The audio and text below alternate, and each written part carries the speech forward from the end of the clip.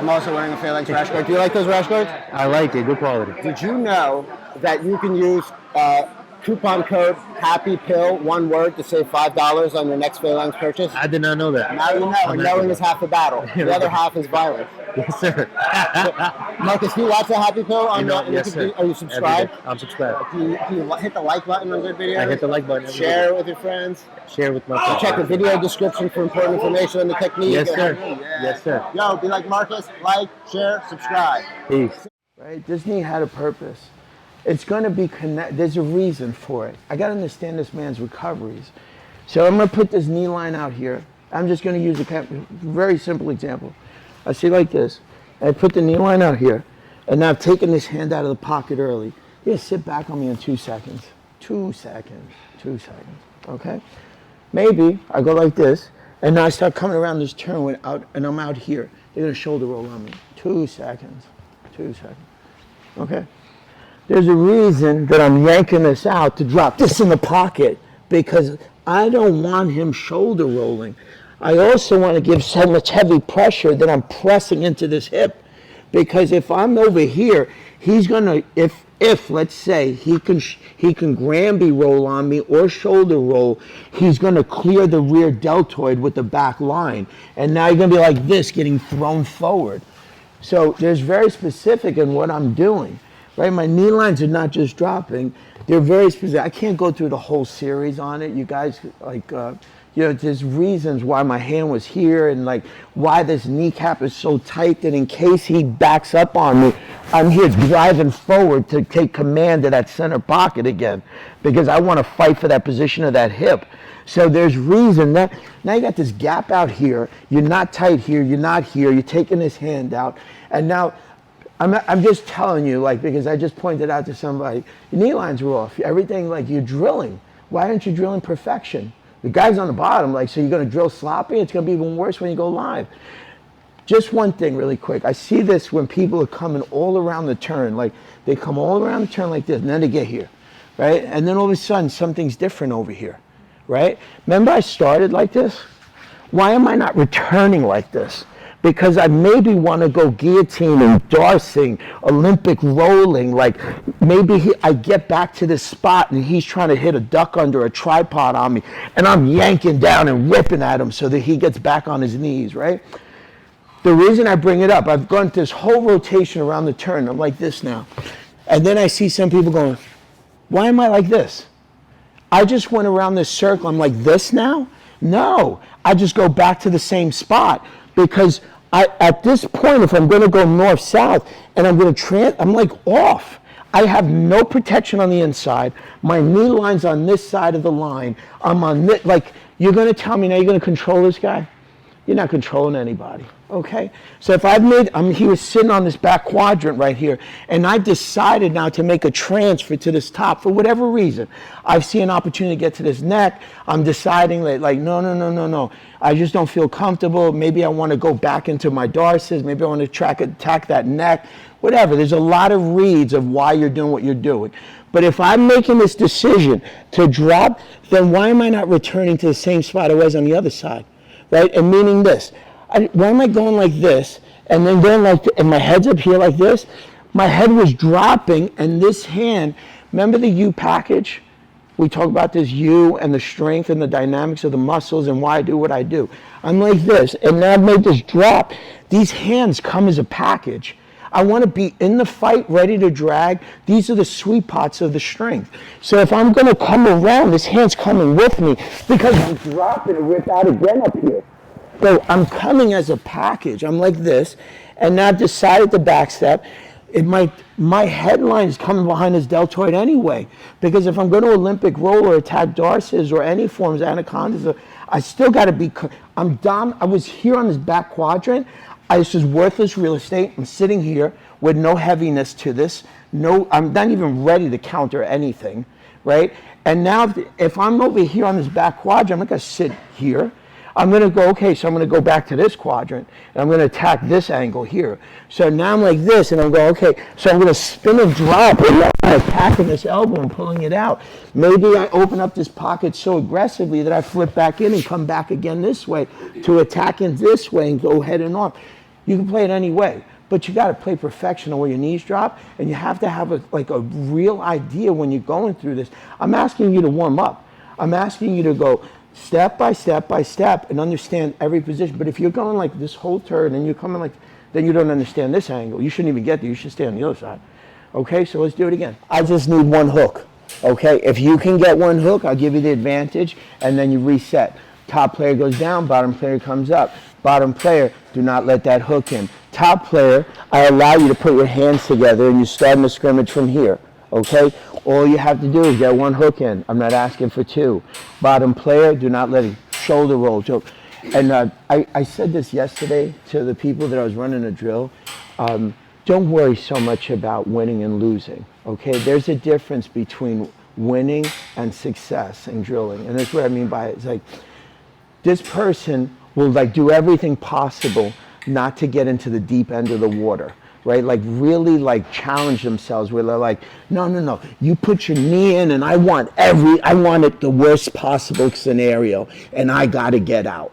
And that's what I say about like, because you got out, like because you set yourself up so that this guy couldn't get, and you had like a little bit of an advantage and you get yourself out. Did you win? Yeah, I guess you won, but did you succeed? No, you didn't experiment in shoulder rolling. You didn't experiment in standing up. You didn't experiment in sitting back. And if I went on that shoulder and frame, okay, that's succeeding. That's walking out of here a little bit better than we came in. So challenge yourself. We're going to go through a lot of different, probably the 3 or 4 different scrimmages. Challenge yourself. Let them go in deep. Let them like see how deep you can go into that.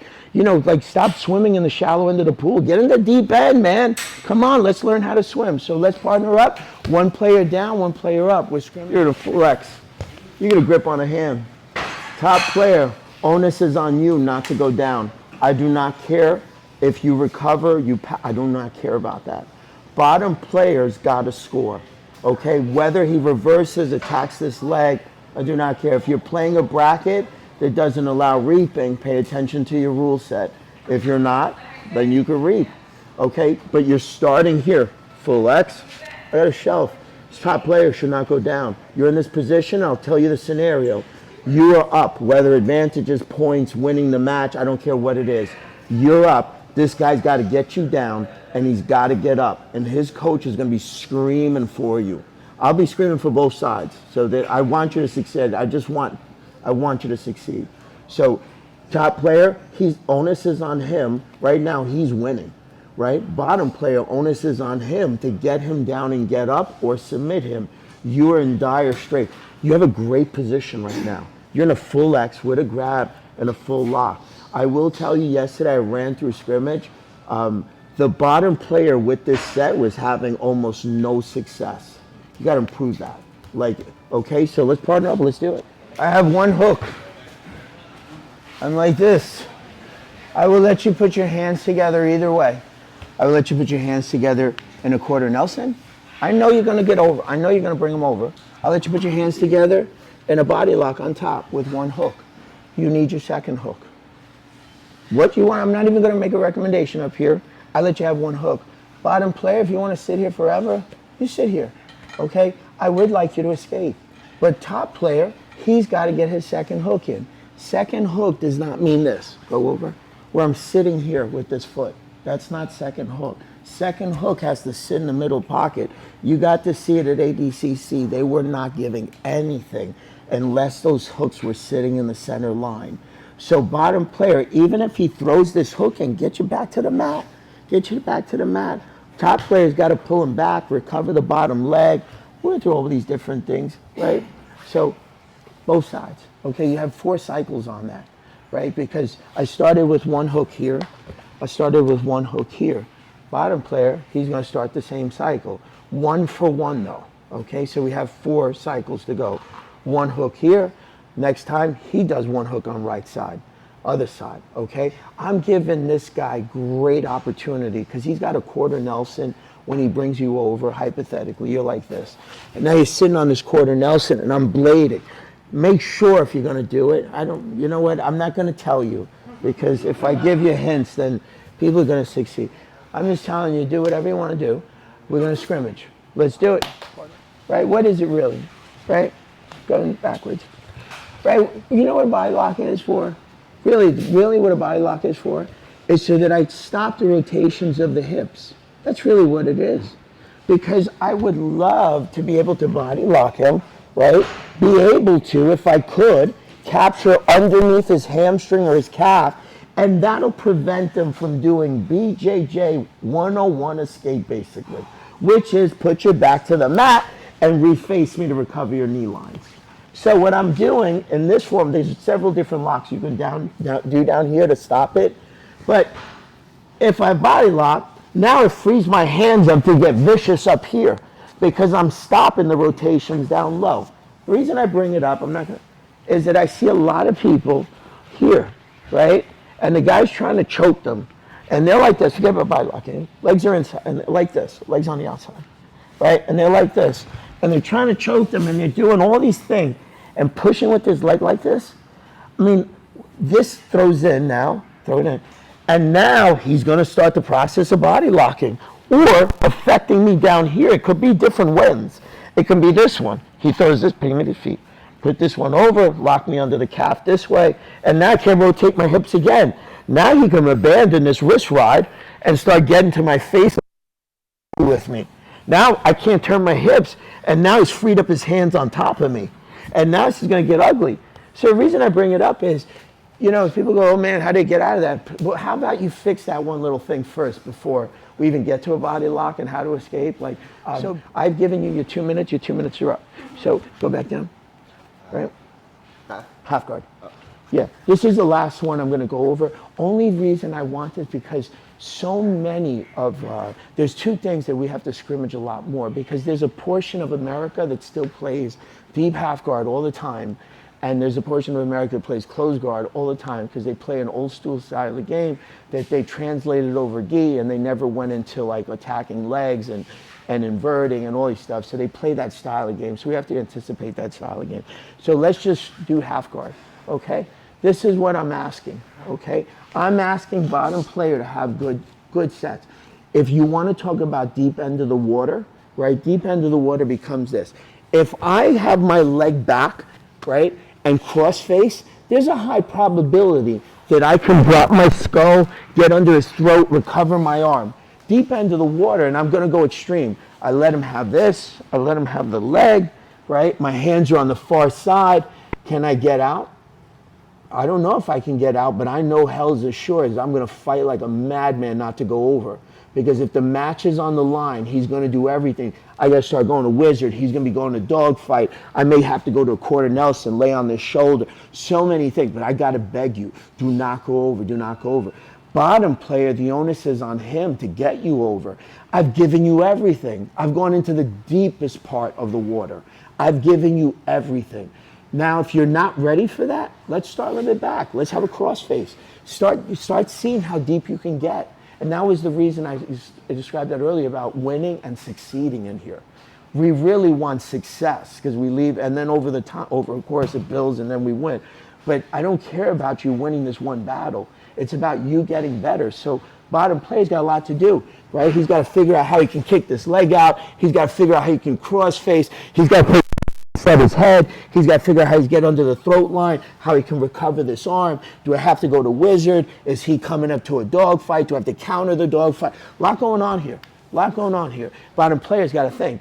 You got the leg. Maybe you don't have the leg, depending on your partner. He tells you, no, I'm not ready to go that deep into the water. That's okay. Let's build it slow. Let's partner up. Let's do it. 1 for 1. 1 for 1, guys. 1 for 1. We're only on for 2 minutes each. Let's do it. If you forget, go on Happy Pill. Those videos were non-stop on how we get behind here, how we insert, how we recover, hip flips, everything. So you should be really kind of coordinated if you read long. If you haven't, if I see all messed up, I'll be yelling at you. You don't watch the Happy Pill. Okay, guys? So let's do it.